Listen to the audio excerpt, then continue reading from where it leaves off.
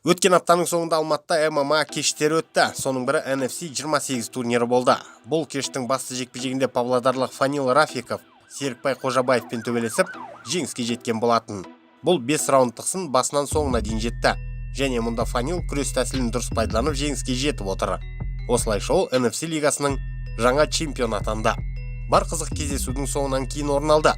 Рафиков көпшілік күтпеген жерде Қуат Найман-Хамитовқа шақырту тастады. Сначала нужно защитить пояс. А чтобы защитить, мне нужен хороший соперник. Вчера я узнал, что один у нас политик хочет драться. Известный всеми Куат Хамитов. Мне есть что ему предоставить, это мой пояс. Либо подеремся промежуточной весовой категории. Так что Куат, хватит бить ноунеймов в цирке там, в Москве, где он их там шугает с рекордами 2-0. Возвращайся в нормальную лигу. И побьемся. Думаю, это интересное противостояние. Саясаткер дейді.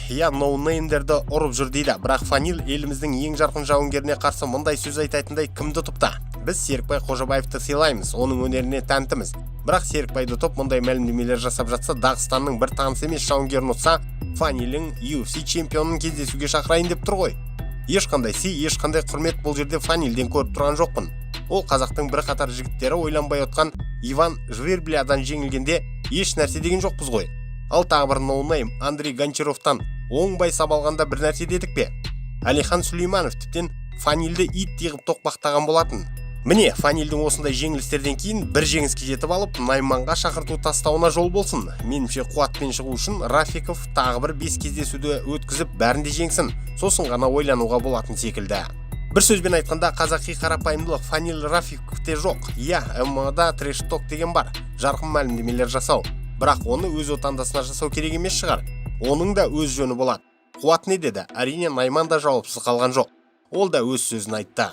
Мені бір спортшы кездесуге шақырып жатыр екен. Бұл мені ойлантты. Сосын мынадай шешімге келдім. Рафиковпен жекпе-жекке шығайын. Жарайды, онымен күреспеймін. Оң қолмен ұрмаймын деп сөз беремін. Осылай ақ еңсеремін. Бірақ ол үшін маған қызығатын ұсыныс тастасын. Сосын қарастырамын деді. Меніңше мұндай ұсынысты Әлби Ыдырыс секілді жасау керек. Ол қырғызстандық Арген Маликовты жарқын кездесуді көрсетіп ұтты. Сосын әдемілеп тұрып мынадай мәлімдеме жасады. Асу, сен құттықтайын поясыңмен. Сенде 2 пояс, бауырларыңмен бөліс біреуін. UFC-ға ма баршиш, қазақтарды ұрғым келмейді. Қазақтардан ойлар алғым келмейді. Үлкенге сый құрмет деген осындай болу керек. Ал Фанил Рафиков мұндай мәлімдемелермен алысқа бара қоймайды. Келесі сында ойсыра ұтылып жатса таңғалмай қояйын. Айтпақшы ол Роман Богатовқа да шақырту тастады. UFC-дің бұрынғы жауынгері Богатов та Фанилдің рекордын бір қарап шыққан секілді. Сосын мынадай мәлімдеме жасады. Қазақ Макгрегоры, аздап аузыңды тый. Бірінші Нұржан Акышев секілді нағыз ерлермен төбелесу үшін өз кезегіңді күт. Егер сенің басың үшін біреу төлейтін болса, оны жұлып алуға мен дайынмын деді. Міне, бұл кеш осы бір жарқын мәлімдемелермен қызықты болды. Шынымен де қазақ жауынгерлері әдетте қарапайымдау келеді. Қуаттың өзі рингке шығарда шоу жасағаны болмаса, жоямын, өлтіремін, қырамын деген сөздерді айтқан емес. Нағыз жігітке қарапайымдылық қана жарасары анық.